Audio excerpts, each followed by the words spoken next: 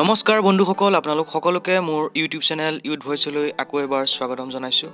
আৰু আজি আমি আপোনালোকৰ কাৰণে এটা বেলেগ ভিডিঅ' লৈ আহিছোঁ। কি ভিডিঅ' লৈ আহিছোঁ মই নকওঁ, আপোনালোকে নিজেই চাই লওক।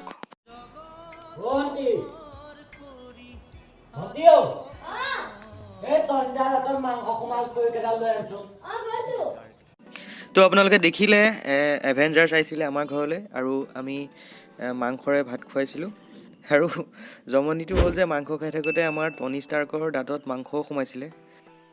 আপোনালোকে গম পাইছেই এইটো ভিডিঅ'টো এটা এডিটেড ভিডিঅ' হয় আৰু আপোনালোকে ভিডিঅ'টো শেষলৈকে চাব। আমি কেনেকৈ এডিট কৰিলোঁ আপোনালোকক দেখুৱাম, কিন্তু তাৰ আগতে আমি এটা ভিডিঅ' শ্বুট কৰি লৈছিলোঁ এই ভিডিঅ'টো বনাবৰ বাবে, আৰু সেই ভিডিঅ'টো কেনেকৈ শ্বুটিং কৰিছিলোঁ আহক আমি সেইটো আগতে চাই লওঁ।